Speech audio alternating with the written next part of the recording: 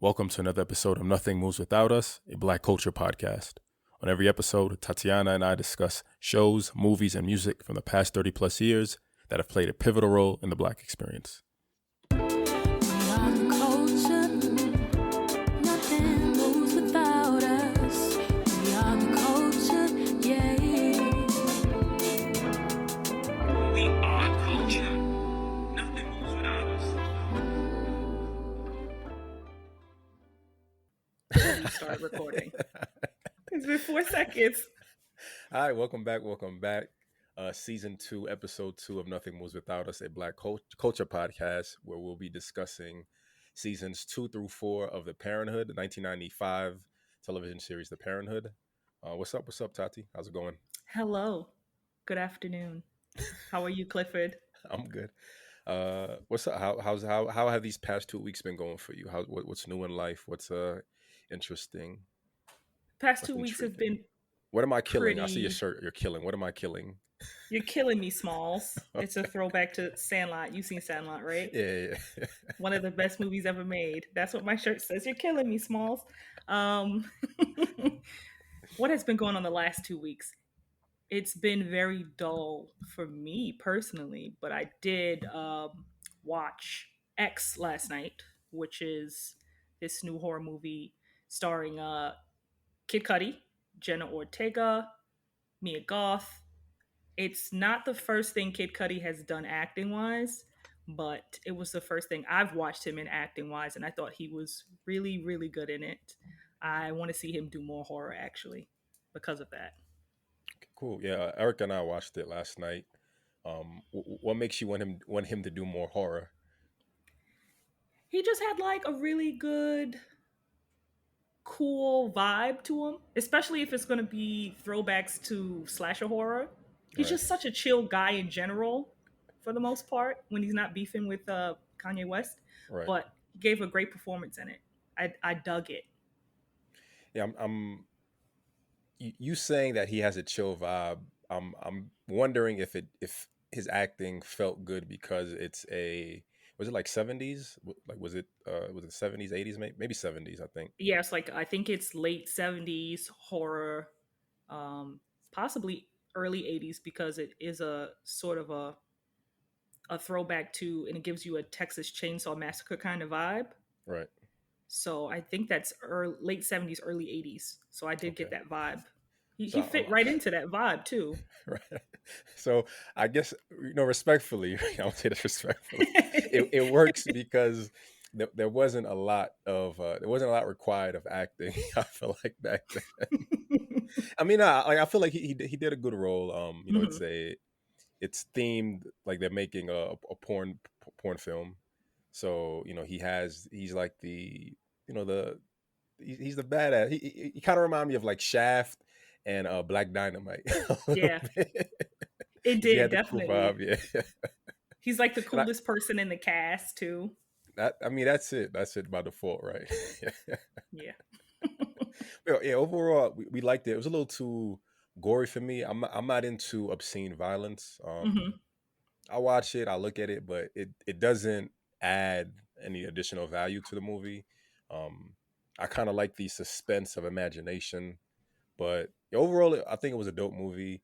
A lot of just like careless, like why would you do that? Why are you going here? Don't do that. Don't do this. But that's every movie, right? We'll all critique. Like I said, I talk about on my TikTok. I talk about a lot about being a hater.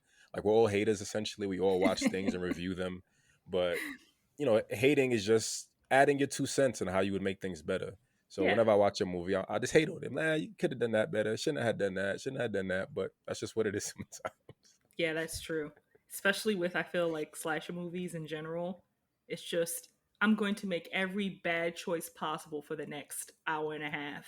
Right. And I feel like whenever I watch any sort of horror slasher movie, all I'm doing to myself is saying, I would never do that. Right. I would never be in this situation. I'll be like, what would I do if I was there? As I wouldn't even be in that situation. I never would got into a car and drove wherever they went to do whatever they were doing. I would have stayed home. I would have been reading a book, watching TV. That's not true. We drove out to Pennsylvania, right? I feel like that area in Pennsylvania is like a perfect little scene. It had like the little barn in the back. Right. little Right. pond with the otter. We could have one of us could have ended up dead in that pond and been otter food. That's true. But if it got weird, We all I would have been feel out. like we all would have been on the same page. I think it's time for us to go. Right, I right, don't think right, we would have stuck around, especially if there were, two senior citizens being real weird right. the whole time we were there. I wonder if slasher films on only work because of human stupidity, like just doing the obvious. Like Yeah. someone you wake up and you find this old woman in bed with you, she's covered in blood, and all you want to do is do a bump of coke and then clean yourself, right? No one goes to the other rooms to be like, hey, hey, this happened. Someone's missed. Like, I don't want to spoil and give too much away, but Yeah. yeah, I wonder if that's the case because like a lot. Sometimes it just feels like the obvious. Like there's no communication. There's no looking out for each other. It's just like, oh, I'm just gonna do this with this random person and see what happens, and you end Yeah. up dead. Like, nah. Like you came together as a crew. It's supposed to be you against everyone else, right? I'm not going out to the woods with a stranger alone. I'm waking everyone up like, all right, we coming together. But that's just the overanalyzing in us, right? I don't even think it's overanalyzing because I feel like now they make a lot more horror movies where it's a little bit smarter, where you can't find yourself saying like, I wouldn't have done that. You would have. But this Right. one in general, I was just the whole time, why would you do that? Why would you go here? It's so dark. Why isn't anyone turning on a lamp? Right, right, right. Like walking through the like the space they're staying in the dark, this dark spaces. Nah, like no, Right. no, no, no, no. I'm Not a staying lamp or underneath the flashlight moonlight. in sight. Right, right, right. But overall, I think it was good. I kind of like the theme of it. It's Hmm. just about desire and love, right? Like all of us innately just want to be loved, and we all want to be desired and cared for. So I think the theme of it is like dope and original. It's not something Yeah. I've seen before, which is something I really like. But Yeah. overall, yeah, I think it was dope outside of the everyday common human faults. Yeah. It was it was something, but they I will tell you an interesting fact that I learned after watching the movie. They filmed a prequel to this movie already called Pearl, and I don't know when it's coming out, and that's all I know about it. Cool. Do you know? Oh, yeah, you said you don't know anything. So, my first question is: it about the old couple? Like I'm just interested, It is about the but you old don't. couple, Okay, so you do specifically know a little about more. the old lady. I didn't want to give too much away. I feel like That's so this good. might be a spoiler. I don't want to spoil it if anyone hasn't seen it yet. But it's called Pearl, and it stars Mia Goth, who is in X. She's the Okay, character. I can't remember her name. Maureen, the one with no I don't eyebrows, remember the name. The one with no eyebrows. or very light eyebrows. I remember the blonde. I'm not good with it. When I watch TV shows, I don't remember people's names Hmm. that well. I remember the blonde woman, Brittany the Snow. right, the main woman, the main lead star, porn actress, and then the girl who was the younger woman who was holding the boom mic. Yeah, Yeah, that's all I give away. yeah. Is it one of those three? Yes, it's the main porn girl, Mia Got it, Goth's got it, character, whose name I cannot remember right now. got it. Yeah. I was thinking that because looking at them, I was part of me wondered if. So this is the spoilers at this point. Part of me wondered if that was her from a different timeline or like her from the future, like looking back at an older version of herself and trying to save her. Like part of me thought that was the plot to the movie also. Um, okay, but that's it. Okay, You hit okay. it on the head, Clifford. So yeah, so we had a good Friday on TikTok. I did a post about the Arsenio Hall show, Hmm. and May 27th, 1994 was the last. Was it? Excuse me. I want to get this right. I believe it was 97. Was the last air date for the Arsenio Hall show. And I was kind of just disappointed. I read the news. I sorry, yeah, 94, May 27th, 1994. And I remember like going through some articles about it in 2013.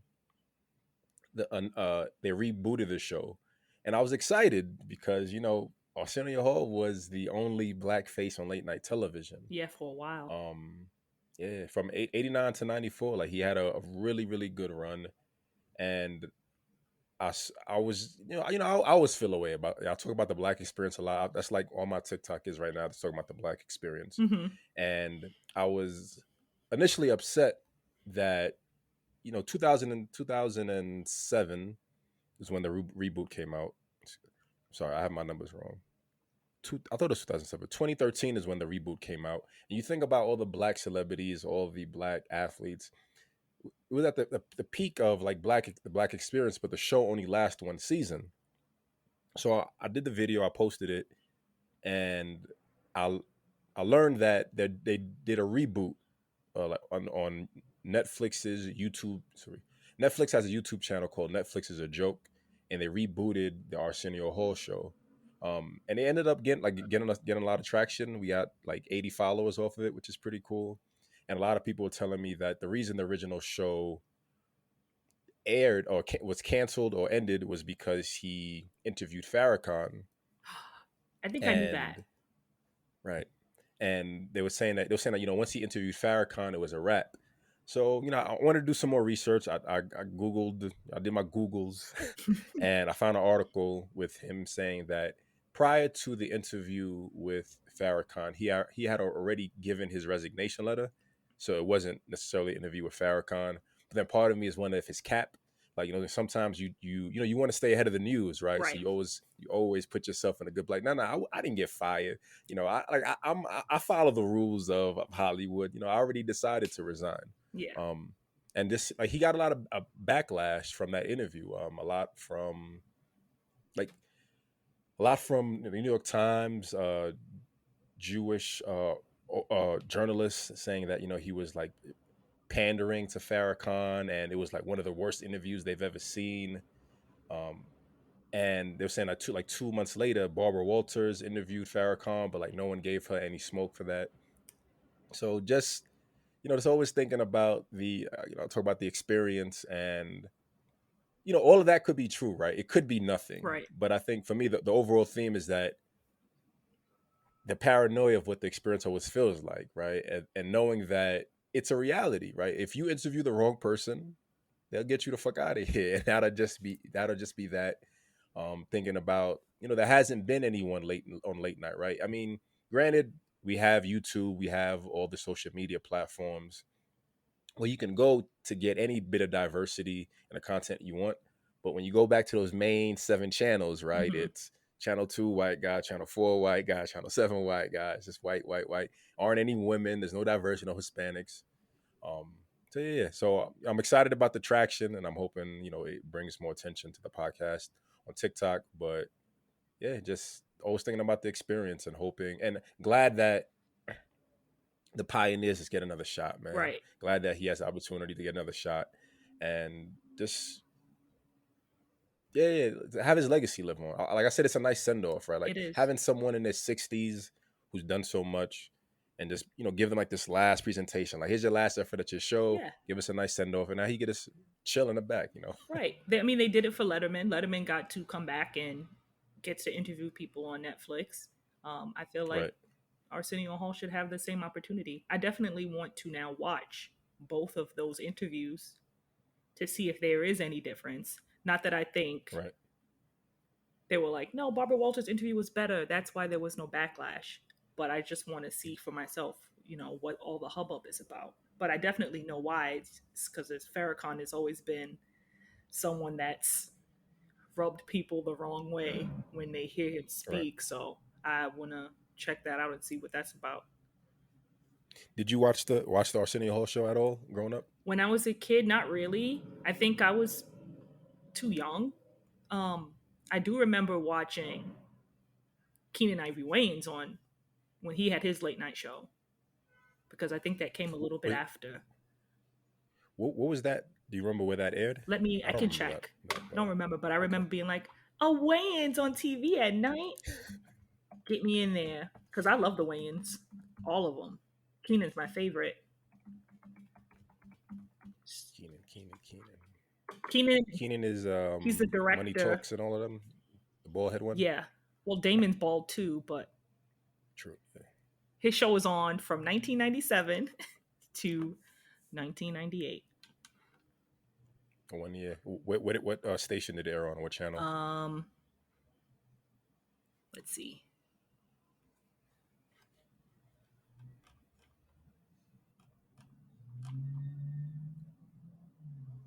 Oh, it was only 14 episodes long. Okay. Don't. Why does it not say?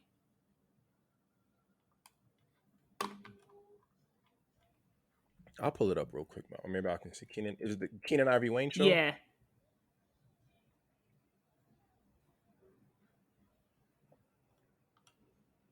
Buena Vista Television. I don't. Yeah. it doesn't say. I don't, It doesn't say. that's weird, It right? is weird. But he's the director of the bunch. He did Don't Be a Menace to South Central while drinking your juice in the hood. He did the Scary Movie. He Right. did Right. Scary Right. Movie 2. I can't remember if he directed I'm Gonna Get You Sucker, but I know he was in I'm Gonna Get You Sucker. But he's always been my favorite Wayans.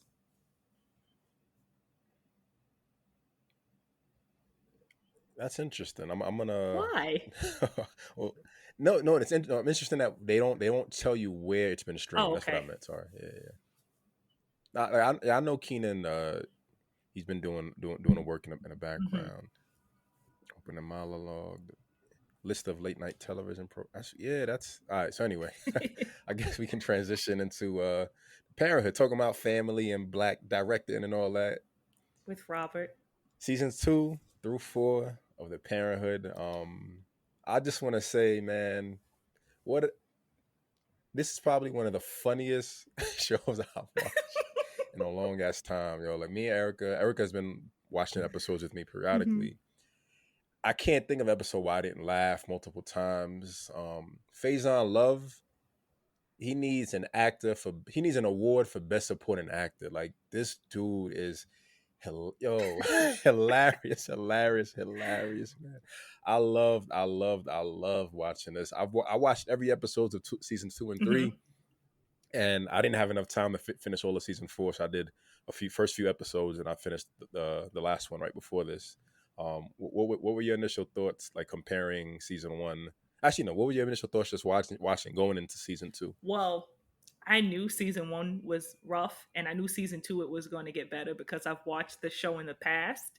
But season two has to be the funniest of the season so far for me. I Nicholas's tooth is coming in. Um, it's just He got a hairline. No, he didn't get the hairline he yet. I think he got the hairline season gets the three. hairline season three. I think he does have the lineup. He has the little like swoopy thing there. Little part right, yeah, We yeah, got yeah. Michael with the braids, which is a choice. Looking like Jada Pinkett. So confused if it was a choice of the show or he was Kenny Blank who plays Michael was like, this is my hair now, which was Right, right, right. strange. Cece's a little bit older. Zaria is still the same, but I feel like a little bit less combative. You still see how strong the relationship is between Robert and Jerry. Wendell is more in the picture, which is amazing. Right, So that's really good. He kind of gets more time to shine. And I think they really realized that from the first season that, oh man, Wendell is really, really funny. And he can get into right, shenanigans with anybody. It doesn't matter who it is. It could be Michael, it could be right, Nicholas, right, it could right. be Robert, anybody who's willing to just be in some nonsense. He's like, I'm there. But that was great. But we do see some people exit, which it's not really a loss, I don't think. What do you think about the exit of Mrs. Wilcox, which is Wendell's mother, and the best friend, Derek, is also gone? Do you miss them, Um, Clifford?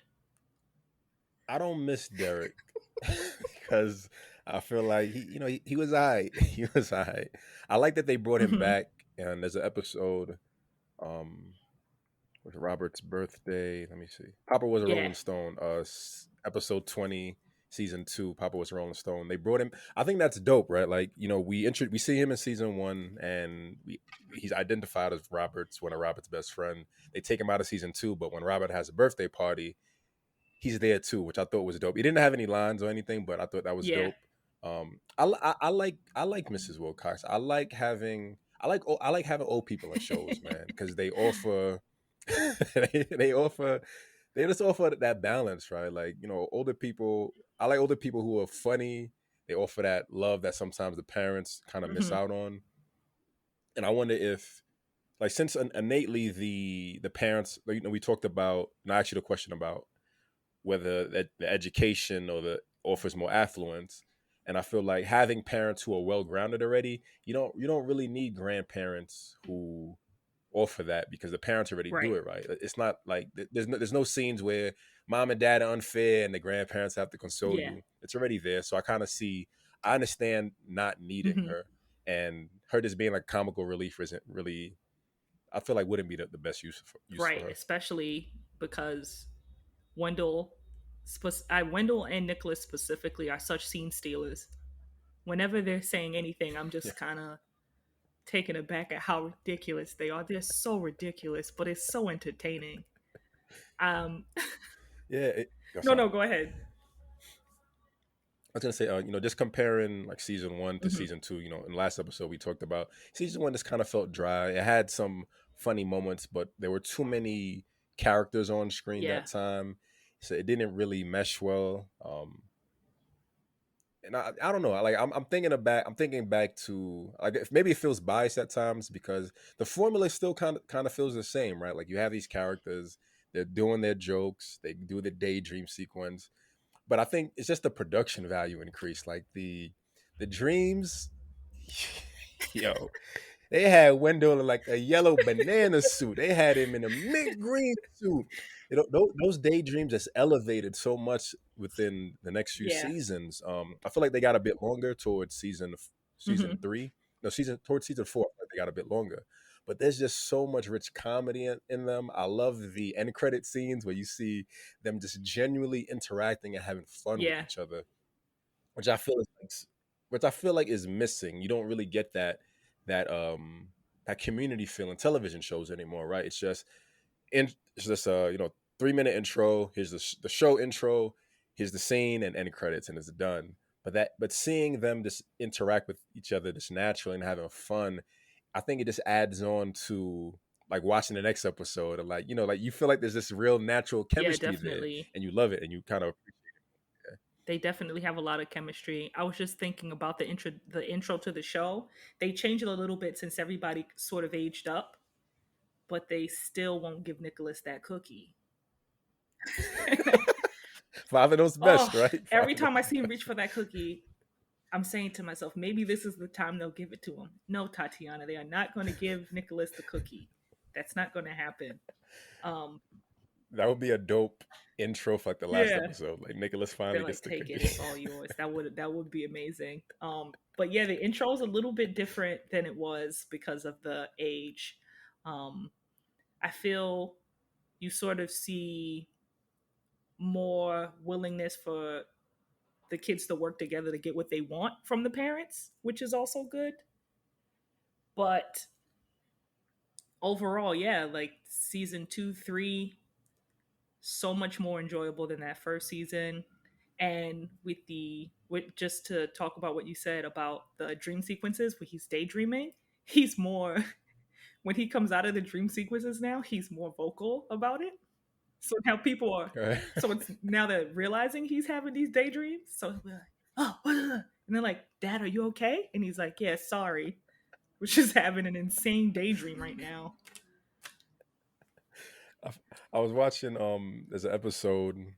I don't remember the episode, but it's how many episodes did you get to watch? Do you I remember? think I watched about 8 or 9 episodes of the second Per season. season or just No, total? Okay. per season, pretty much. No, I think I watched more of the second season because I just couldn't get over how funny it was. But maybe like 11 or 12, and then for the other 3 and 4, less. But yeah, or maybe like 11 or 12 for the second season. like there's a dream sequence where they're doing Thug Institute, and like they just dress like Wu Tang Clan from the '90s. Um, and part of what I enjoyed watching this is, like you said that you remember you like you were able to kind of digest season one because you remember it Yeah. changes differently. Like I don't have any recollection of it Hmm. being different. For me, it was just kind of one fluid thing. But every episode I watched, I remember seeing it as a kid. Like nothing was like wholly new Yeah. to me. Um, and there's a sequence where they're doing the Thug Institute. And I remember this joke from a kid when they were trying to give people directions to the Thug Institute, and Wendell said, he's like across the street, across the street, across the street. No, he's like, no, he said next to the Bird Down building, next to the Bird Down building, next to the Bird Down building, across the street, across the street, across the street, another Bird Down building. And yeah, like I just started crying. It's I don't know I don't know what happened to his career, man. I really want to know what happened to his career. I know that's a bit of a Hmm. segue, but there's just so much. This is foolish, right? There's foolishness. There's tomfoolery. There's a scene where like Cece is like Oprah. She's Yeah. doing the talk show. One of the episodes was like Cece has this new friend, and it's like a Jerry Springer Oh show. And my. the boyfriend, the boyfriend the boyfriend and Cece's friends start dating, and then they do like the Jerry Springer type thing, and he has on like fake Yeah. curls and everything, and she just takes it off. It's just so much artistry. There's so much artistry, so much production value added to these Yeah. daydreams, man, and they really really elevate the Yeah. show It was experience to me. that was one of the episodes that really stuck out to me too, because when I was watching it, it was like Robert is daydreaming about Cece being on a Jerry Springer like show and fighting over a little boy, and they're 5 years old. And when she pulled off the wig, if you watch the kids closely, they can't even get over how funny it is. Because they break it, the Right. security guards are breaking them up, and what the little girl that she was beefing with the whole time is just like, this is ridiculous. But she can't even wrap her head around it. It's really funny. uh so let's transition into character development. Are there any initial characters you want to talk about that really made it for you? I know you talked about Wendell and Nicholas. Or are there any like major new themes you realize in characters through seasons two and Yes, four? I realized, especially I think towards the when not even towards the end of something, when they start season 4 of the show, that Michael's not there anymore, and you start to realize that Michael was kind of the glue for that family as far as keeping it very very funny. um I missed him. I missed That's him. interesting. I didn't That's think I was wow. going to Really? miss him, right?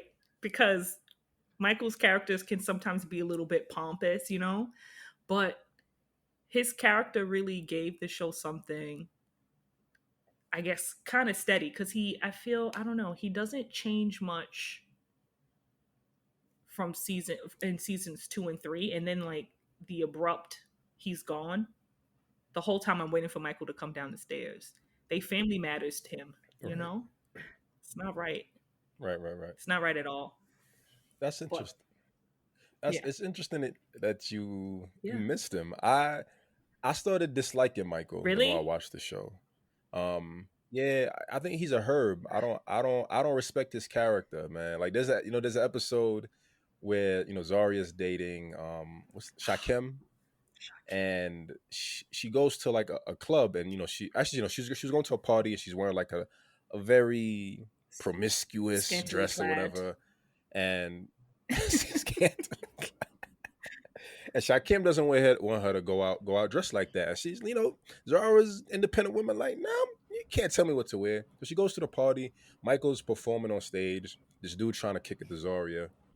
And at some point, the dude gets grabby and has on, and Zarya's in the back. Dude's pressed on her. And she's like, no, like, get off me. Everyone looks around. Michael's on stage. He looks, he comes down the stage. He doesn't do anything. What happened? what did you do? What's like that's your sister. Like, look out for her. Like that got me tight. Like, as soon as I saw that, I got tight, and I was like, nah, I he's a herb. He I gotta get get he gotta that, get I out of get it because he is a little bit herbish, but you have to also think about who his parents are. They literally the entire show here. I know. always like, hey, y'all can't fight, no fighting, none of that fighting stuff. Right, So right, he's right, right, right. definitely also just a really little guy.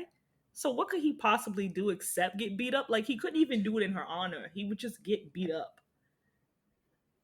Right, but getting beat up is still showing that you bout it and you care. Like, right, your sisters, and maybe this is I don't know. I know Hmm. everyone's different, but I think at the end of the day, like sometimes you take the L, right, but you still show people that you're there for them. You're there, your sister's there. Y'all both could have Right. stomped him out.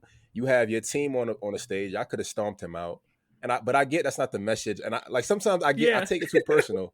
But for me, it's about Yeah. the representation of like it's being someone who's Right. down for your family. Because like he talks. I feel like Michael talks a good game. Like we talked Hmm. about in the first season, how he's the sneaky one, right? Like they're all on Zarya worrying about her. Zarya was like honest and upright, and he was the one who was clever and sneaking all of that. So like show that now, right? Like ask I don't know. I'm harboring. I'll be You harboring you've got some things beef with sometimes. Michael. Yeah, No, I yeah, definitely yeah. get it.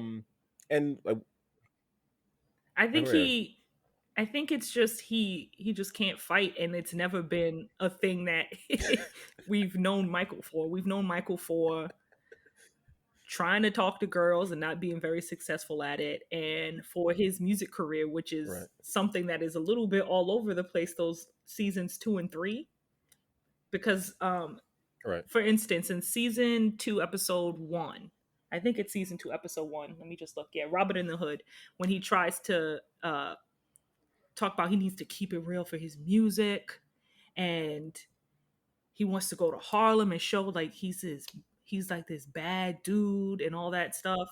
And then right, right, he's right. not. And then you realize down the line it's not even the kind of music that he was trying to do. So it was it's like what was all this for, Michael? You're so ridiculous. But Right, right, right, right. And like but even then he right, right. wasn't even trying to fight. He was the kid that came uptown with his hair in a braided bowl cut. Like, what was going to happen from that? Nothing. So I like that you brought up you for you Michael felt like Yeah. the glue of the family. And I didn't see that. I felt like, so in season 4 they introduced a new character, TK played by Tyrone Hmm. Dorzell Burton, and I viewed it as TK bringing this TK bringing like the other side of the black experience that the show was Hmm. lacking and missing. So it adds this additional danger and vibe. Like you see Zarya being jealous of him because she maybe for her she thought Michael would be gone and she'd be queen around the house. TK is just a stranger who moves into the home and the parents. So they're rough on him So initially, rough. but then they lighten up and he's getting yeah, and he shows that he's educated. He shows that even though he's from the hood, he called himself a thug, that he's still like down to Right. elevate himself.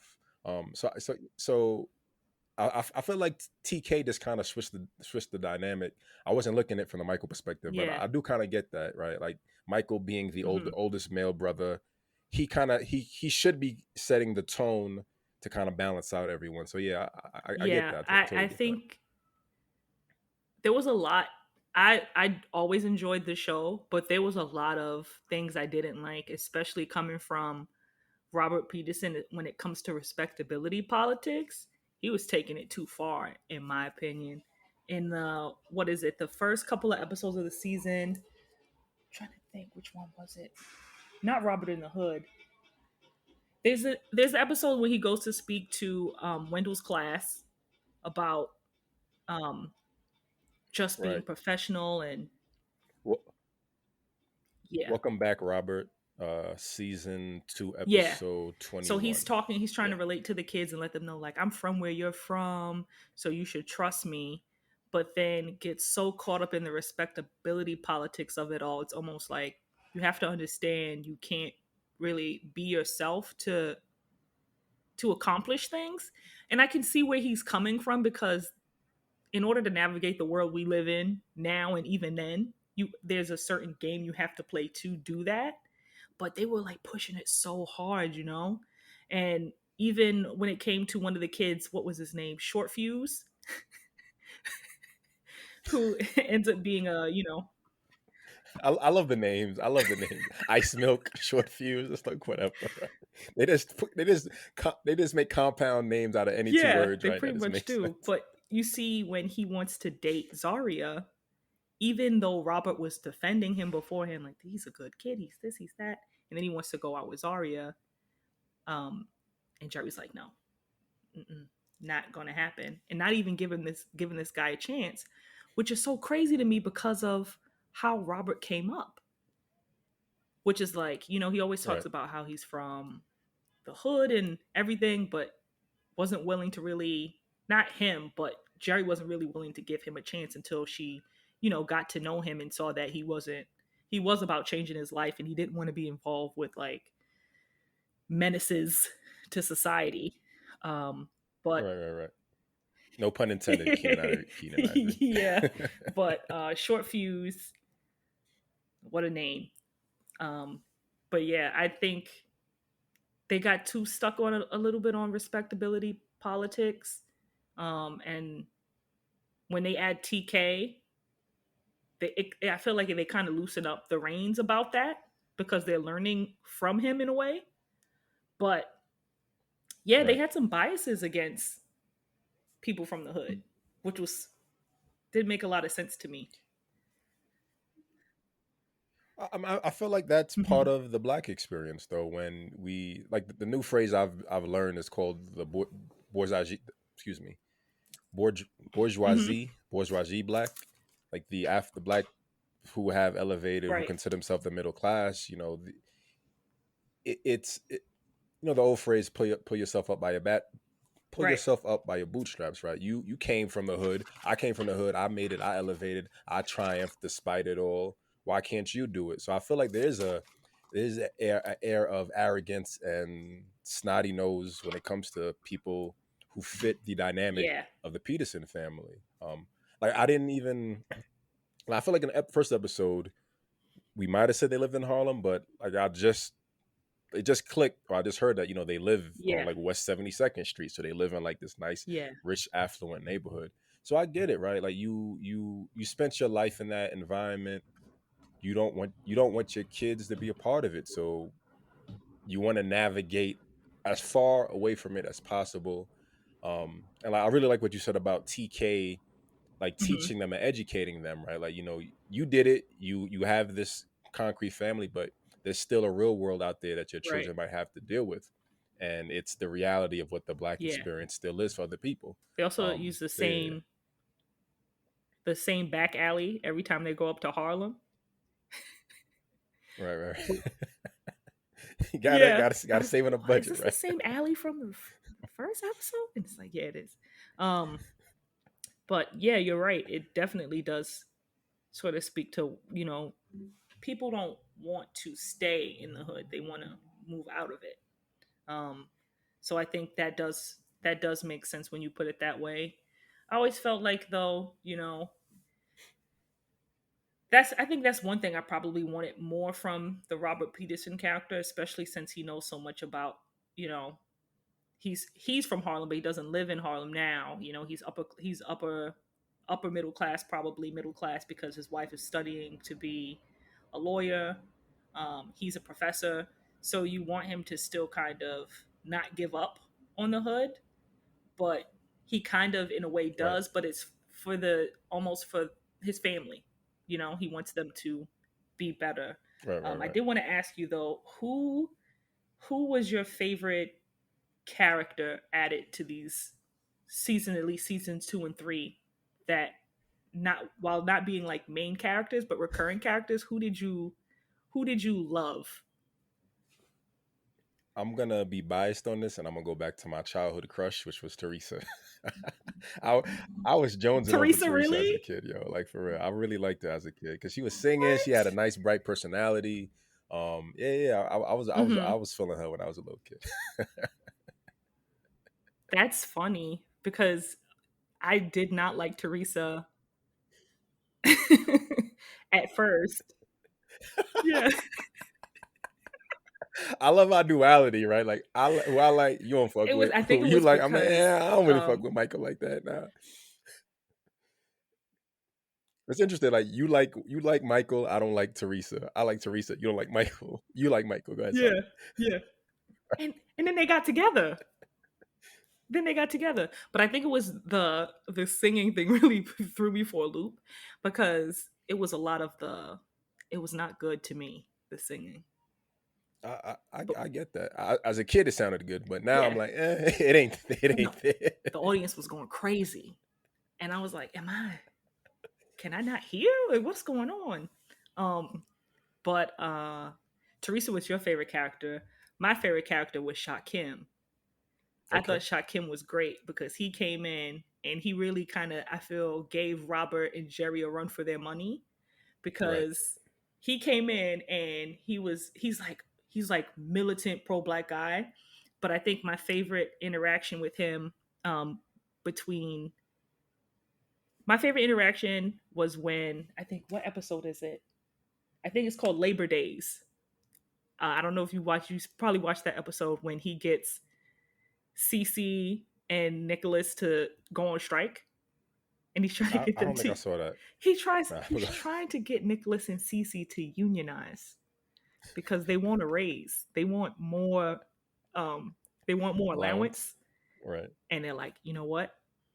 We're like, we want more allowance, and they're like, no, you can't have any more. And so Shakim is like, listen, guys, if you guys want more money, you're gonna have to go on strike.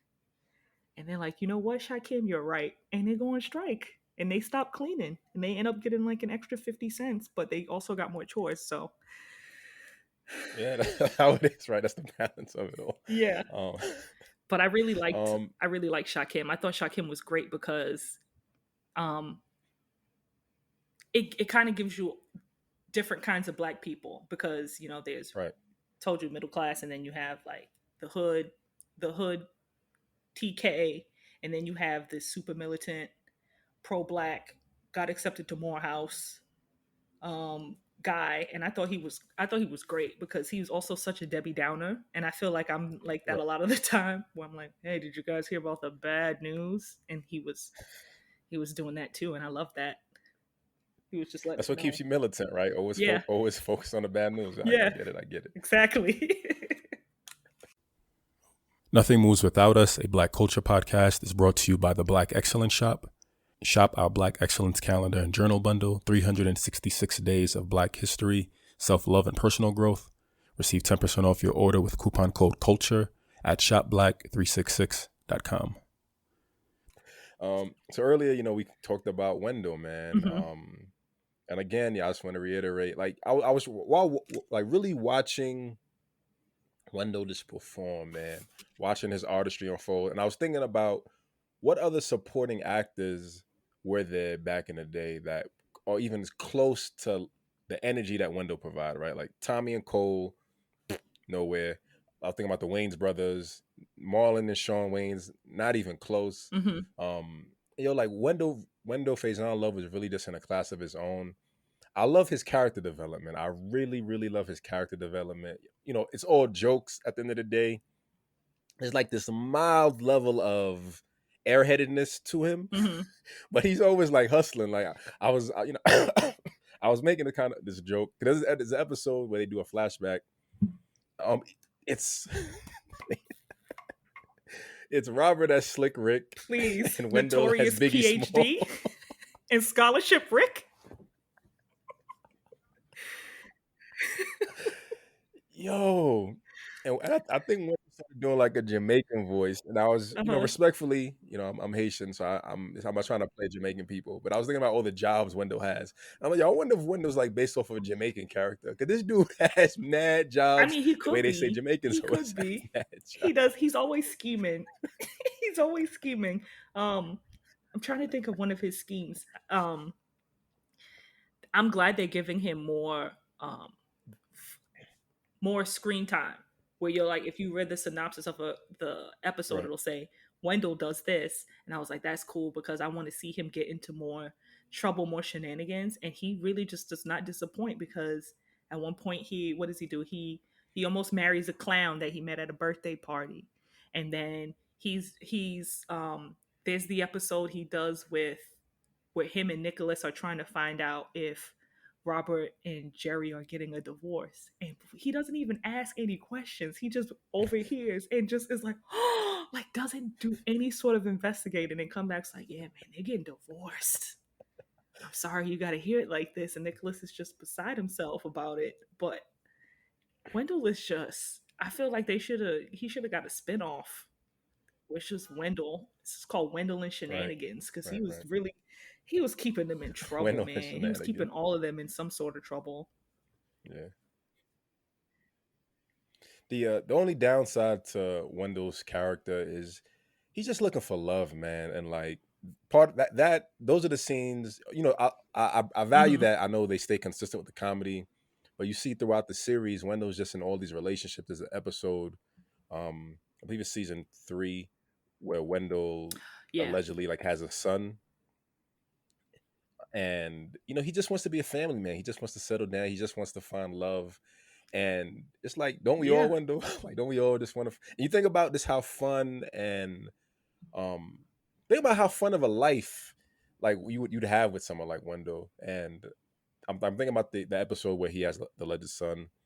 I just Let me see if watched I can that pull that up episode real too. quick. Like I watched that one today. I think it was, yeah, I watched it earlier this morning too.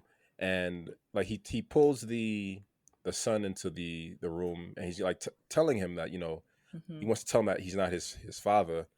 And the boy is like, "It's okay, Wendell. I know you're not my dad." He's like, you're too nice of a guy to have left me and my Yeah, mom." And I'm like, damn, like yeah. that's heavy and that's beautiful. So I'm hoping in season 5 Wendell finds some type of love. Uh Nicholas, how'd you feel about Nicholas? Don't make eyes. I see you pre I see your spoiler alert eyes. um, Nicholas. What can I say about Nicholas that I haven't said already? Nicholas is the joy of my life. In season 2, he has the one big tooth. Season 3, he's got the two big teeth in the front. Um, but I feel like we talk a lot about Michael and Zaria getting into a lot of trouble, but Cece and Nicholas, man, these two stay in trouble. And I'm thinking about the episode. I think it's the first episode of the second season where maybe it's the second episode of the second season. It's the second season where he kisses a little girl without permission, Right, right, right, right. and the teacher is like very upfront, like this is sexual harassment.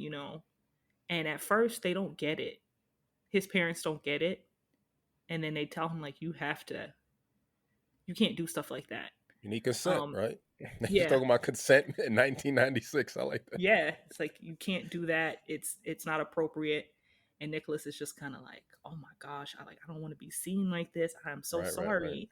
And that's Kyla Pratt on that episode too, which is also Right, funny right. because she is in everything too. When she was a kid, there was so many guest stars on the show, but you see at the end like they make amends, and Nicholas does walk away learning a lesson. Also, um, who is it? Marcus T. Polk is in this episode too, which is Miles from Owisha. Right. But he's was getting him into a little bit of trouble that episode. I kind of wish that he would have been able to stay on for more than just this one, or maybe I think one or two episodes that he was on. They end up bringing in a new kid named Arnie, who is the little white baby from Pet Cemetery. But I feel like season 2, Nicholas learns a lot about um, blackness. He learns a lot about consent. He learns some magic tricks too. On top of that, he can do no wrong in my eyes. He stays in trouble, but he can do no wrong. Everything he does is perfect. He's the cutest little. He's the cutest little boy on the planet. Like he just is. So this quick reference, that episode is "Kiss is Just a Kiss." Yeah. season 2, episode 2. Hmm. And one thing I really liked about I liked about that episode was that the teacher came home to the parents to talk to them. And I was Yeah. thinking about how often that used to be a theme in TV shows. Like when there was an issue, the teacher would just come home and talk to your parents. I remember being a kid and I got in trouble about for something, and I remember hearing the doorbell ring, the buzzer in my building ring, and I thought it was my teacher coming to my house to speak to my moms. But I feel like that's like the old community aspect of how it used to be, right? Instead of Hmm. just writing people up, sending people off, like teachers actually making the time, teachers Yeah. having time. I mean, part of it's teachers having time to go to a student's home and talk to them, talk to their parents, which I know isn't a reality anymore. Hmm. I love Nicholas's growth over the seasons. Over the seasons, yeah. He he has like a little bit of Wendell in him because like he's Definitely. funny, he's charismatic, he's charming, but he has this pride and self-respect and awareness and humility. Like you said, like in a kiss is just a kiss, right? He's like, I did what? Like I didn't mean to do that. Like just this air of naivety, but also just owning whatever his faults are. Yeah. Um, I forget what episode 3. Don't take my wife, please. He started a little business when he started selling the baby tea. Yo, yeah, yo, He he was started a selling a little lot of business those teeth. side hustle. Yeah, he's had a little side hustle. He's selling baby teeth from the family album. There's an episode. Let me pull it up real quick. Season 4, episode 1, 2, episode 3. No Soul on Ice, where Nicholas is playing hockey. Right, like it's a Oh black yeah. kid playing hockey. Something we don't really see. We haven't really seen. I mean, it exists now very rarely, but we see Nicholas playing hockey, practicing for the team. He's an all-star player, but he doesn't get picked for the team. All the white kids get picked, none of the black kids get picked. And his parents are telling him, they spell it out. He's like, oh, that coach sounds R-A. No, Wendell, of course, does it first. Wendell's like, he sounds R-A-C-I-S-T. They keep spelling it out. Cece's like, what's a racist? Because, Cece's a smart little kid who knows and understands Yeah. everything. Um, and it ends up being that the coach says you should stick with basketball or something like that, Hmm. and his parents are like, we're gonna go talk to the coach and the principal, and he's like, nah, I got it. So he goes up to him, goes up to the white hockey coach, and he just puts him in his place, and he's like, you know what, I'm going to the principal's office and I'll join the team when there's a new coach. And seeing this, I'm not sure how old he was at the time, but seeing this young kid just having the confidence, his parents are hiding in the bushes to see what happens. Like it's dope and it's Yeah. empowering. And I was thinking of like Blackish, but I'll get into that in a different segment. Hmm.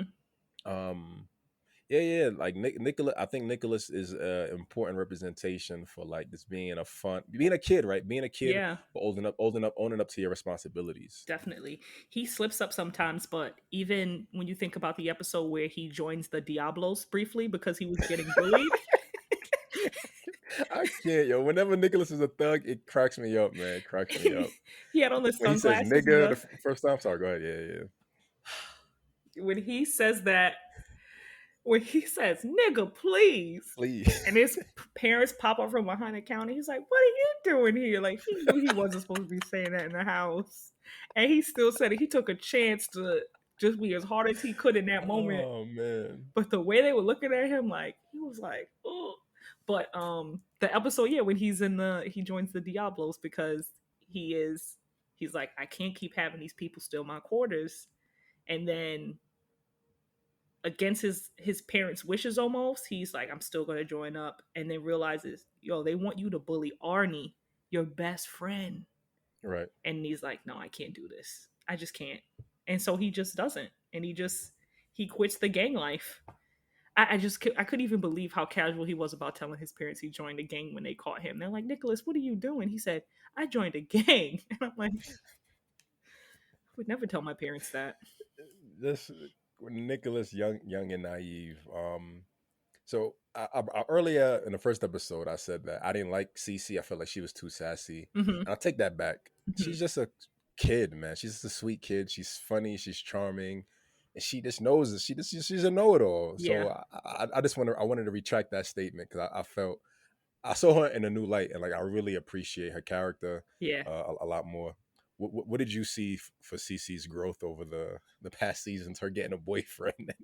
The Like, boyfriend thing is so funny to me, but it's so innocent. I like that Cece she gets in her own kind of trouble too. But I also right, like that how close her and Nicholas are, where that they just get into shenanigans together, and she doesn't let anybody play her because Nicholas will try and play her all day, and she's like, "You're not gonna play me." Like when they right, find right, the right, $50, and then he tries to go back and get it, and she's like, "What are you doing? That's our money." And he's like, "All right, right. you right, you right." But she won't let herself get played at all. So mostly I feel like her growth is you're just watching a 3-year-old become like 4 and 5. So she's taking everything in, and she's kind of like, all right, this is how things work. This is how things work here. This is how things work there. So she definitely is. She's super cute. She doesn't. She's not as cute as Nicholas, but she's still so cute. Um, I think I think she's a really good little sister. She's like the balance of annoying and adorable, so you can't really stay that mad at her. Um, Right. but yeah, she's really good. I've noticed changes. I feel like with Jerry's character, especially in season 4. Actually, her and Robert. Um, they seem a little bit more strict. I think Right. it's almost like without the I don't know without Michael there, they really just got more strict. I guess maybe it's because TK's in the picture. But what do you He's think a about what? What'd you say? he's a bad influence. He's Yeah, a they bad think. influence. Yeah, they're like And this existing, like he didn't do anything. He just exists, and he's a bad influence. Sorry. not even. He is sort of a bad influence. I get it, but you just have to teach your kids to not be so impressionable. Right. Um, but they definitely get more strict. Um, what do you think So, about what were we gonna ask? Jerry? What do you think about Jerry and Robert? Do you think they're the same as they were in like season 2 versus season 4, season 3 versus season 4? See, I mean, I definitely agree that in season 4 they became a bit stricter, Mm-hmm. but also, I think in toward the end, let me just pull this up real quick. Jerry graduates from law school Yeah. finally. And that's season 3. I don't have the exact number because these numbers are weird. But it's the second to last episode Yeah. called Mother-in-Law. She just has this tense relationship with her mother because her mother wants her to be a stay-at-home mom. Mm-hmm. She thinks she's too busy doing other things and she can't take care of her family. Right. Um, so on one end, like I feel like we see more. I saw in a few episodes I watched in season 4, there was a bit more conflict and tension between Jerry and Robert. And I was going back to our conversation about, I called Robert a herb, and he's kind of like the modern day man pushover. Mm-hmm. But you gave a different perspective. Um, there's more. It's harder. I think they argue a bit more this season, Yeah. right? First with TK, Robert wants to lock TK up and have the police go after him. And Jerry's like, no, like, give him a chance. Let's be fair. They're in a courtroom, and Jerry ends up being, TK. It's just so that she'll take in TK and be his guardian. There's a scene where Robert, it's the episode where they think TK and Zarya think Robert is cheating Mm-hmm. on Jerry. And in the beginning of the episode, it's just Robert wanting to spend more time with his wife. He's like, you're never home, you're never around. And she's like, I told you this is how it's going to be. So you see them arguing, bickering. And the end result is that they reconcile. Right. So I think TK's addition, Jerry graduating, Michael not being there, it's like this whole transformation of their lives, right? Like their lives are being retransformed. Right. So there's some unsettling that is just going to cause realistic friction. Right. Um, and I think it works. I mean, it always works, right? Because they always find a way. Yeah. And I think, like in most TV shows, the guy apologizes, the husband apologizes, and he buys the gift, and everything ends up okay. Everything's fine now. Everything's fine. I I don't know. I think yeah, Jerry graduating from college and and graduating from law school and finally studying law made her like less likely to put up with nonsense because now she's thinking about her career. Um, but I also think that I don't know, they're not as lovey dovey in season 4 as they were in like season 2 and 3 and season 1 even. But I think that's because there's more of a focus on what the kids are up to. Um, I do like that in seasons 2, 3, and 4 they add more family members, even if they're just briefly involved. Um, Right. you find out Robert has an older brother named Paris that kind of stays in trouble. He sees his father for the first time after not seeing him since he was 8 years old. You meet Jerry's mother, meet Jerry's sister. So I think that was pretty cool to just have these characters come in and you kind of see the dynamic of why, especially Robert, why he is the way he is. Right. Um, but it was also kind of weird too because with Robert, let's say for instance with Paris, he didn't trust his brother at all, but he was so willing to give everybody else second chances, but not him. And I think it's Right. well, it wasn't probably wasn't even a second chance, but I guess he was so used to being burned. But he did not extend that same grace to his brother, which was very interesting. But I think that, if Robert Peterson was a real character, that's probably how it went down. He expects so much from his Right. family that he's let down immensely when they don't live up to his standards. Whereas, he's so willing to help Short Fuse.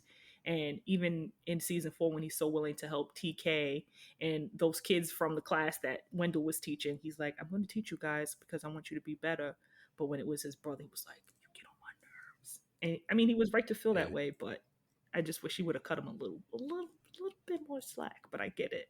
Um, Yeah. I was thinking like while watching that episode and thinking about the episode with his father that Robert's whole life is filled with betrayal. mm-hmm, His father left and had another family, which I want to talk about in the next segment.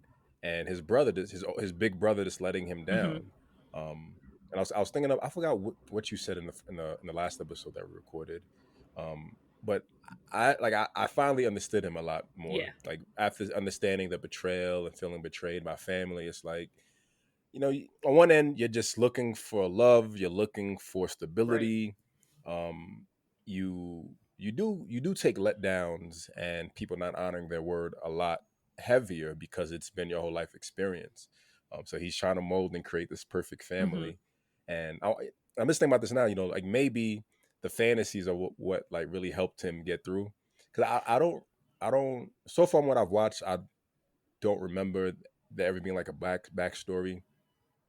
Excuse me. And I don't know if in season 4 or 5 they get into like why he daydreams, but I feel like that was his escape from just the traumas and the yeah. loneliness, right? Just imagining things being different and Mm-hmm. happier.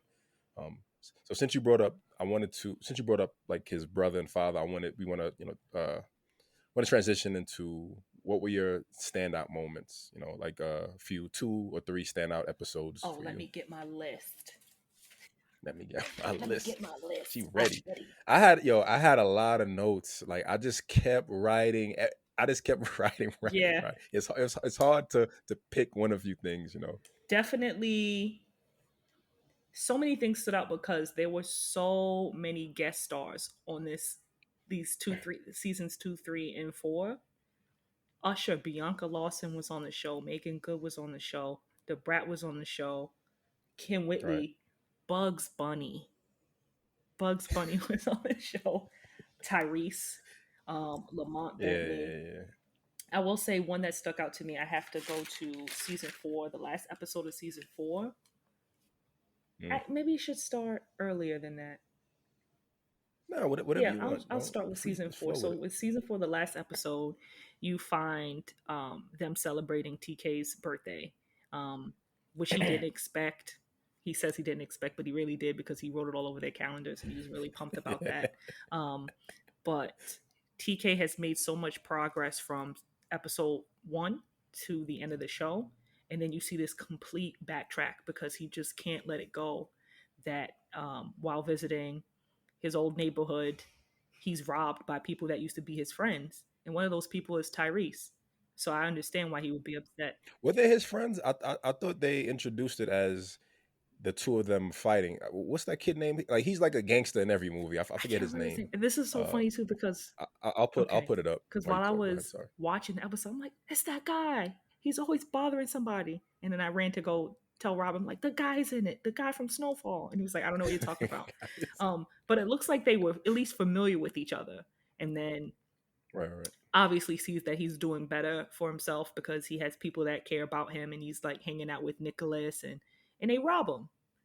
They rob him, and then he feels he can't believe this has happened to him, and then he tries to go back and get Nicholas's watch because Nicholas's watch means a lot to him because it's a gift from his grandfather, and he gets jumped. They beat him up. They beat him up pretty bad. So then he goes back home, and Nicholas sees him, and he's like, "What is going on? Like, what happened?" And he's like, "Mind your business. Go to your room. I'm going to take care of this my way. I'm tired of taking care of things the way you guys say to take care of things." And he ends up getting a gun and going back to retrieve his stuff. And then you get left with this cliffhanger because these guys have guns too. And I feel like right, that was one of the things with this show that I really like. No matter how much progress each character makes, there's a moment where they sort of kind of fall back into their old ways and get a chance for redemption. Now I can't remember everything that happens in season 5 because we haven't watched it quite yet, but I'm hoping that there's some sort of redemption for TK because he did make a lot of progress, um, as far as you know staying in school, not skipping school, staying on this like path. So that was definitely one of the episodes where I was just like, damn, I hope this cliffhanger is not too crazy. Um, but I guess we'll see. What did you think about that episode? real quick, that was DeAndre Yeah, Bonds. from Tales from Yeah. the Hood. I, right, right, right. It was. I mean, I kind of agree with your points that it felt like a. I mean, I get it. I mean, that's pretty much it. Yeah, I get it. Growing up, although Robert grew up in the hood, he didn't. It his story doesn't seem like he was in need the way TK grew up in need. TK said that that used to be his lifestyle, robbing people. Like he gets it. He knows that's just what it is right, sometimes. Um, it's on one level it's sad, right? Because too many times it feels like that's just the experience with growth, right? Like you grow as an individual, go back to the block to visit whoever, and then you see people from the past and they haven't right. moved on. They still on whatever they've been on that Yeah, energy, and it's do you swallow your pride in an instant, which he did, right? He swallowed his pride. um he said he gave up his jacket. They herd him down to his yeah, sneakers. That's a reality, yeah, right? And you said they took Nicholas's yeah, grandfather's watch, and you just have to swallow that pride, and sometimes you hold that L. But sometimes, like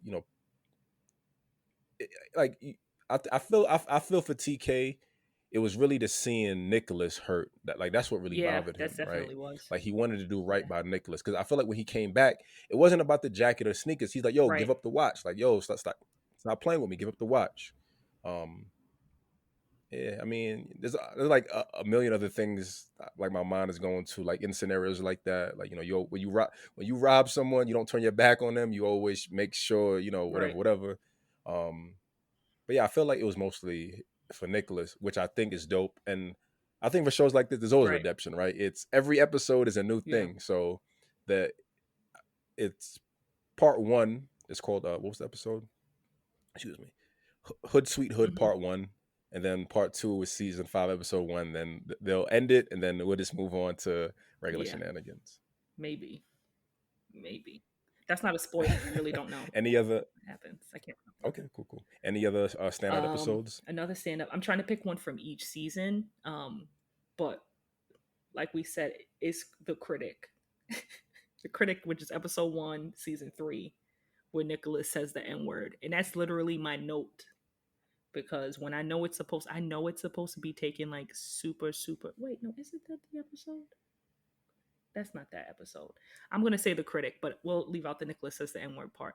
The critic episode where Robert and Wendell have their own public access television show, and they review the movie by, I can't remember the guy's name. He has like a, it's like Amir. I took notes. Hold on one second. No problem. Brothers in the Yes, balcony. Brothers in the Balcony. Yeah, I love that, man. It's like a Siskel and Ebert, just Brothers in brothers the in the balcony. Balcony. I love that, man. The two little Muppets from the Muppet Show that sit in the balcony and heckle Right, right, everybody. right. They they hated the movie. What did they say? They're like, we give it all love and then no love. So they gave this guy's Right, movie right, no love because they're saying that it was just playing up on like stereotypes and everything. And then when the director of the film catches wind of it, he pretty much makes Robert go viral, which is so funny in that day and age because it's right. just like he's going viral. So he and Just newspapers yeah, and he's television. viral in Right? the It's like newspaper, word of mouth right? viral, right? And I'm trying to think too. I'm just sorry. I'm just reading my notes really quick. And that's also the introduction of Shakim too, and Right, they call him Kunta at one point, which was so funny. I like he immediately rubbed Robert and Jerry the wrong way as soon as they met him. But Peter, like Robert calling him Kunta, I was like, that's so disrespectful. But anyway, was that when they did the Kunta, the Roots no, daydream they were sequence too? I calling him feel. Kunta because he Okay. was like being very like, you can't. Everyone's allowed to have their opinion. He's being just very pro black. But when they actually bring him onto the show to talk about the movie, and they tried to spin it like Robert was this sellout, and Robert's like, I'm not a sellout. Like, I know where I'm from. You're not even from where I'm from. You're the one fronting. And he calls them Right, out right, for right, it. right. Like, you're not even, Yeah, yeah, yeah. one of us in that sense. Not like one of us, like, as in black people, because Robert Peterson doesn't run like that. But it was more like, you're not from our hood. Like, you grew up, you went to private school, you went to a private college. Your real name is not even the name that you've been giving us. Like, you're just playing a game. And this is not a game. And then he kind of like garners a lot of respect from everybody for sticking it to it, even from Shakim. And I thought that was really one of the episodes that stood out for me because, you know, Robert Peterson is not a perpetrator. He's never been a perpetrator. He's always been real about where he came from and who he is now. So getting to see him call someone out for doing something that he's been accused of is really cool Right, because it just shows you like you don't have to pretend, you know, to seem more black. You could just be black and just do whatever because, black people aren't a monolith. And I think a lot of times people forget that. They just assume, because of the way you talk or the way what you like to listen to or how you carry yourself, you're less black or you're more black. And it's silly. It's silly. And I'm glad that he got to just sit there and like tell people there's no one way to be black. And I know I spoke about how there was like a big theme, especially with the second and third season, where there's a lot about respectability politics and everything. Robert Peterson has an opinion. Even Robert Townsend, I would say, has an opinion about blackness, and he doesn't just because he has one way of thinking doesn't mean he looks at other people's way of thinking and think it's not worth hearing them out because he has right, Shaheem come on the show, who was a member of Wu-Tang Clan. He uses the N-word. I'm sure he says nigga all the time. But Robert right, right, Peterson, right. Robert Townsend doesn't do that. So he gives different perspectives. And I feel like that's so refreshing to see so many different perspectives that black people can have without it being, a monolith. There's so many different Right. assortments, And having them coexist in the same space everyone understands each other, and what Exactly. is it? It's it's all love, right? All love, all love. All love. Yeah. But yeah, that episode definitely, because it really did show you, because in, like, even moving forward from that episode, when you get to see Shaheem, who is Sky, who's a rapper in Michael's band, he's this is one different black person who does this stuff. And then there's um Shakim, who is a pro militant guy. He's like not pro militant, he's militant, pro black, very pro black. And then you have Robert Peterson, who is also pro black, but he's not, he's not Right, like militant about it. So it's definitely like a lot of great perspectives.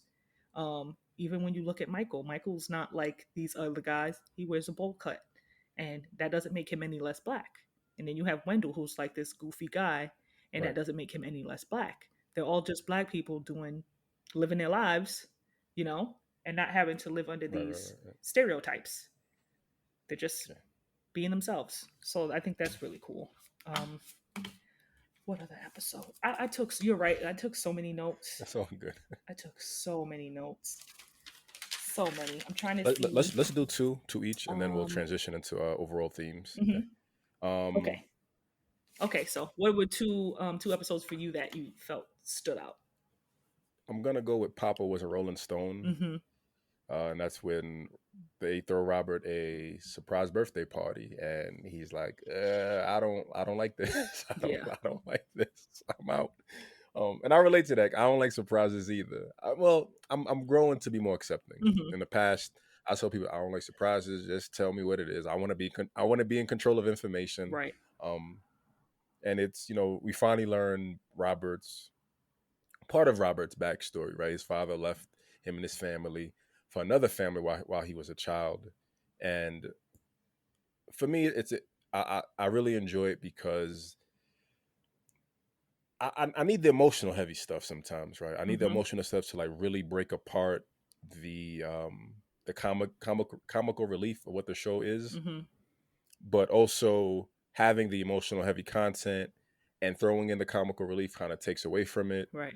Um, Robert having the courage to see his father, like I think that's powerful. I think I talked about in the last episode. And I've talked about this previously before. Like my biological father died when I was young, and a milestone moment for me was like going to his graveyard and go seeing his tombstone for the first time. Mm-hmm. So I understand the connection and the power that has in just confronting. It's dope to have the ability to have the conversation, but however you do it, having that, have, owning that moment, and finally finding the courage within yourself just to like confront it. I think is dope. Right. And one thing I don't know if my brain just kind of made this up, but when he goes to visit his father, right? It's who's that old comedian? I forget his name. Um, With the red hair, right? if you go, yeah, yeah, yeah. He's like a well known black comedian, and I talked about this before. Like I love seeing old black people working and still part of the process. I love Yeah. it. I think it's dope. Was he in So Harlem Nights? I think he was. I think he was. Yeah, yeah. I feel like he was in like all the '80s movies, right? It was just few of us back in the day. Yeah, he probably was, Um, but that's what I love about Robert Townsend too, because he definitely makes sure that he includes Red Fox. I think every it wasn't Red that's Fox. It not wasn't Red Red Fox. Fox. I know Red Fox, but it wasn't Red Fox. He just Um, looks like Red Fox. He doesn't even look like Red Fox. yeah, Excuse me, please. Whoever's watching this, don't get mad at me for that don't get terrible mad. mistake I just made. So when he goes to visit his father, Hmm. another man opens the door, and this like it didn't click with me, and I'm wondering if so the other guy he lives with Robert. It's Ronaldo Ray. Hmm. There he is, Ronaldo Ray. There he is. And he lives with Robert's dad, who is Slim, played by David McKnight. And I'm wondering if Robert's father is gay because Oh. he's older. He lives in a wheelchair, right? He's in a wheelchair. Hmm. He's older. He's in a wheelchair, and it's just two older men living together. Hmm. And he's like, "Buddy, go make me, go make us a sandwich." He's telling him what to do, telling him how to cook for him and stuff like that. And I'm just thinking about that dynamic, and I'm wondering if that might be like a little sub theme. because they say he left them for another family. They never get into details, I didn't know. and I'm sorry. Did he I leave know them for another family? I thought he I just feel like that's what they left. said. I thought they said he left for another family. He left and he has another family. But if that's wrong, Mhm. then I'm wrong. But yeah, I don't know. I just made that connection just because um it seems familiar. Like growing up in the hood, like as a child, you see like older men living together and you don't think anything of it, but as you get older you like, oh yeah, like they were together, like They like were together, that's yeah. just what it was. Yeah, yeah, yeah. So I think number one, if that's what it is, I think that's dope, just because like representation, Yeah. and it shows progressiveness, and it ties into what you said Mhm. about Robert Townsend showing all these different layers and facets of the black Right. experience, and it all always being love. Yeah. I And Yeah. like, No, go ahead. I'm sorry. I was going to transition to my next one, so go ahead. I was gonna say, I didn't even think of that. I was just like, oh, they're probably really poor. I love the duality. I love that. I love that. That is probably really poor. I love that. I think it's, and you're right. It is possible they were probably just they were gay, but I Is that weird? it's not. No, sorry, it's not weird. okay. I mean, like just saying it. I know we're in a weird language culture, Yeah, so sometimes like it's saying that it feels like, is that, is that the correct way to say we it? should ask him. We should be like, dear Robert We Townsend, should ask. We should ask. because I did try and see if he's like active on social media. He hasn't used his. I don't think he uses Instagram a lot, but we should ask him. But that does make a I'm lot of gonna invite him to sense. the We YouTube. should. Hey, we got a quick question for you. Were they gay? Um, but yeah, that was a great episode. That was a really, really, really great episode because it, especially seeing that they were both kind of keeping track of one another, but neither one of them had made the steps to reach out. You know, Right. he was reading Robert's books. Um, Yeah, read all the news clippings. Like he kept up to date yeah, with him all the time, which is yeah, beautiful.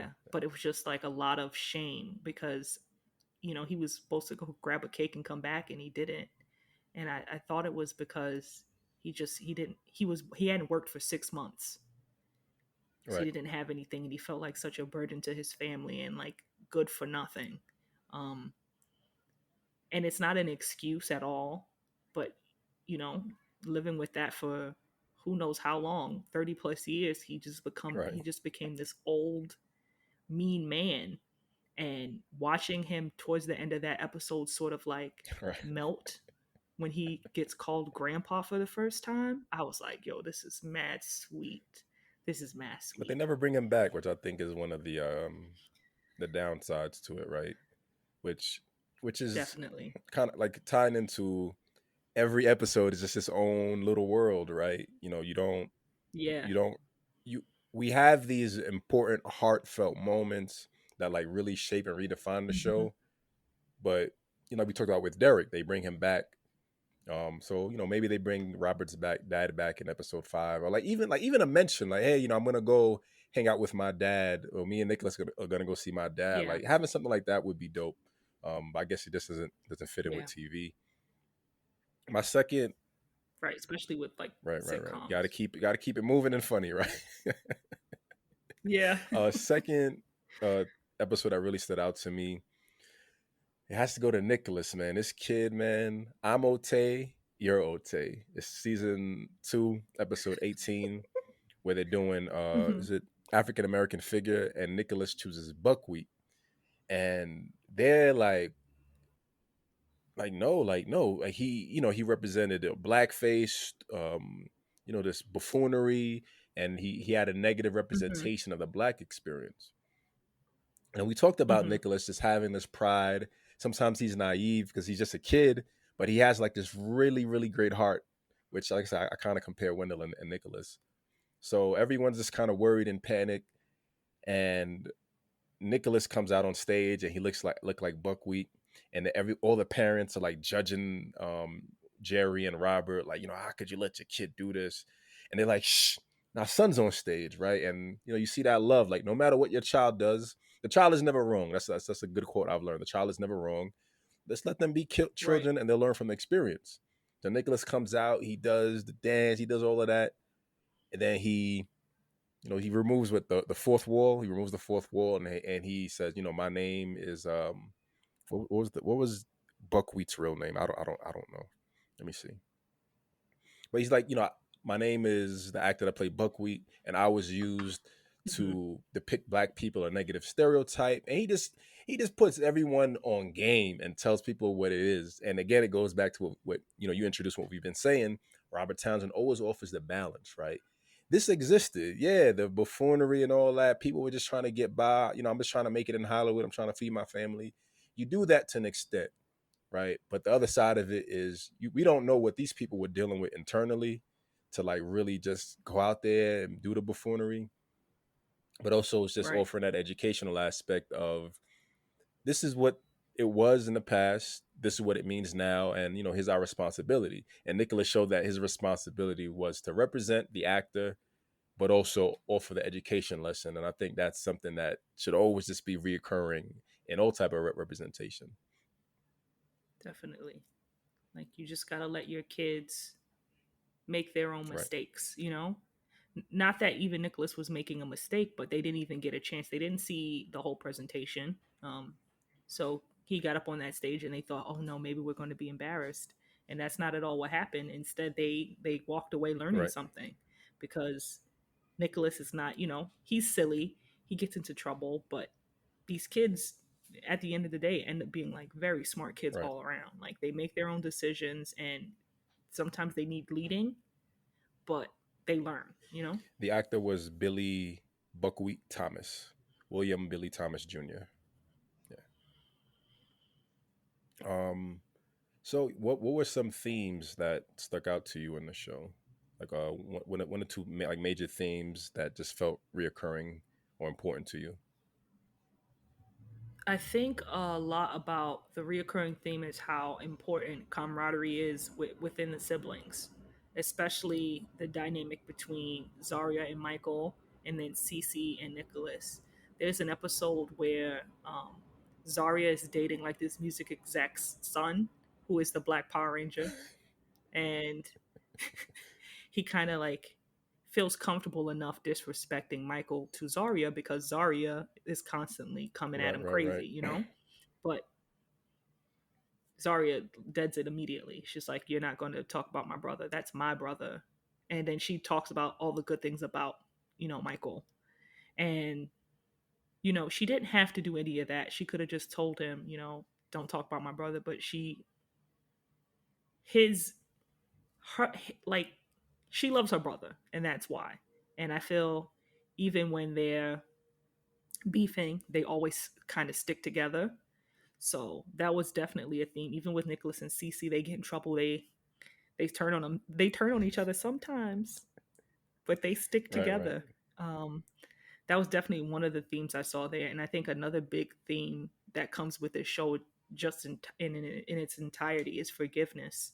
Um, they work really hard, especially Robert, at forgiving um, his family, his brother. I feel his father, just being able to move forward and kind of understand all aspects of why people make the decisions they do. And forgiveness doesn't mean that you forgot about it, or you know that you're giving somebody a pass, but it's mostly for yourself when you forgive people you know um I think that's a really important theme on this show as well. It's just forgiving people and moving on. right, I do kind of wish that they would bring these characters that he has forgiven back so you can kind of see where it leads from there. Um, so you kind of get the full experience, even like you said, with Wendell forgiving Don Lewis's character for saying, like, oh, yeah, I have a baby. It's your baby. He forgave her for that, and he still walked away without being like a right, jerk. You know what I mean? Because I feel another man in that situation would go right, crazy. right, And instead, he understood where she was coming from and he moved on. Same thing when Michael was dating a girl that had a baby and then realized, she wants to do what's best for her kid, even if that means Michael's not in the picture. he had to kind of understand where she was coming from and move on. So definitely, I feel like forgiveness is a big and important theme on this show. That sometimes people make the best decisions for themselves, and while it can be selfish, um, understanding them kind of takes away the bite of the I love betrayal. that. I love that. I love that. Yeah. Yeah, I'm gonna think about that a bit more too. Forgiveness. Um, I I'm gonna use the word representation, and I'm only using that word Hmm. because we kind of you brought it up, and I'm really kind of holding an idea. And earlier I talked about I was comparing the kids in Parenthood to the kids in Blackish, and I feel like Hmm. initially we were doing like a Cosby Show comparison, but I feel like it's totally different, and I feel like this might kind of actually I'll do this last because I feel like it kind of ties in with cultural significance and modern themes. The Okay. first theme I'm thinking about is having individual relationships with people and family. There's an episode where um, Nicholas is trying to learn a dance, and he's doing it with this. Don't make no, that's not it. There's an episode where Nicholas and Jerry are working together, and Nicholas has to do like a presentation in school, and Right. Jerry reveals that she used to dance for Alvin Ailey, and she was gonna go on tour with them, but she chose no, she chose. I was like, what is that sound? But I know, You can hear it is yeah, picking up. it's just funny. I don't care. It's just funny to me. um, It's, it's out of my I know. control. Like I said, it's just funny. I don't care. She Before you continue, I just wanted to tell you the name of the go ahead. episode. It is "I Never Danced for My Cool, Mother." cool. I never danced. That's season two. One, two, three, four, five, six, seven, episode 20. I never danced for my mother. Nicholas decides to show off his Yeah. dance moves, and he starts working with Jerry. And you see Nicholas and Jerry just bonding over dancing. Like I said, Jerry was a dance for Alvin Ailey, and she almost went on tour, but she decided to settle down and start a family. And just watching them, this although Jerry's like really pushing Nicholas because now she's reliving her past experience, and some of her own Hmm. ego is kind of being a bit imposed into the situation. And Nicholas, wants to make her happy, he doesn't want to disappoint her, and just seeing their relationship. And I feel like we talked about this in the first episode. Everyone has individual relationships, and they work, and they're all happy, they're all funny, they have their Hmm. tumultuous moments, but it's always a fun ending experience. And Nicholas and Jerry like finally have a heart to heart. Like you said, you talked about like forgiveness, and part of forgiveness is just communicating, right?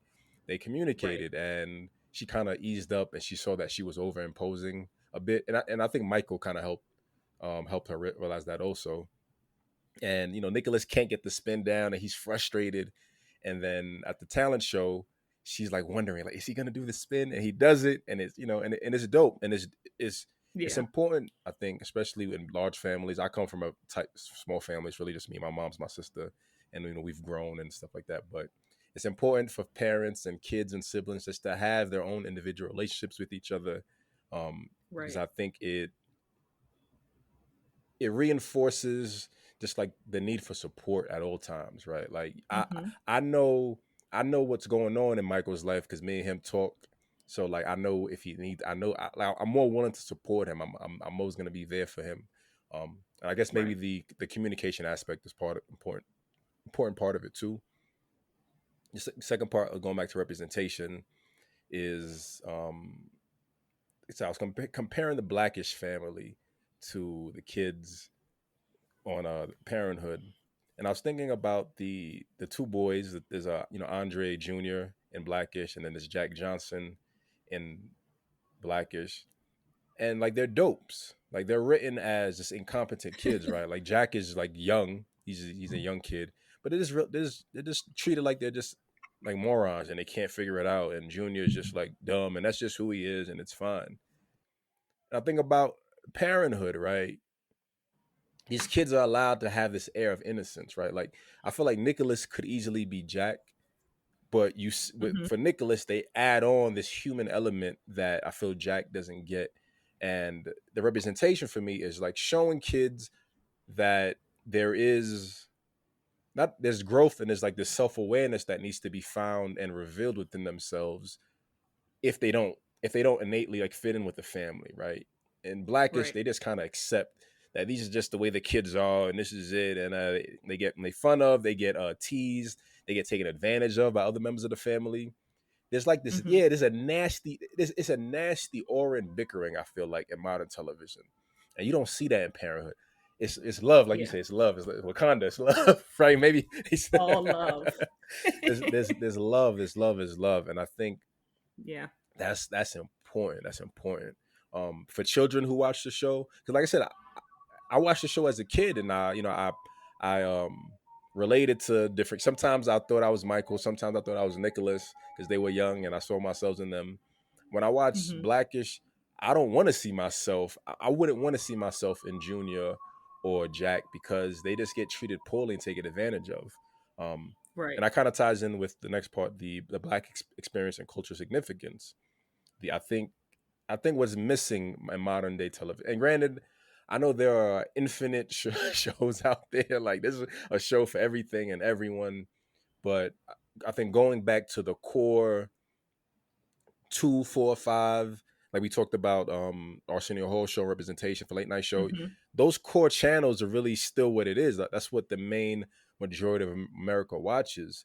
So I think they have the greatest influence on whoever's watching it. And I think not Right. having I think what the parenthood offers, like everything we talked about, representation, community, communication, personal relationships, forgiveness, all of that I feel like is lacking from a lot of modern television. It just feels like very surface, very surface. It doesn't they don't offer the diversity. Like Mm-hmm. I know we're doing Martin later in the season, and Erica and I watched Martin I think 2 years ago.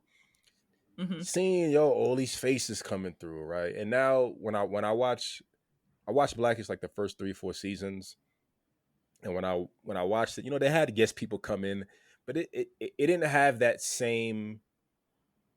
It didn't feel the same. I think that's what it just didn't feel the same. Yeah. Yeah. It sounds like you really connected with this show after the first season when you got to really like Yeah.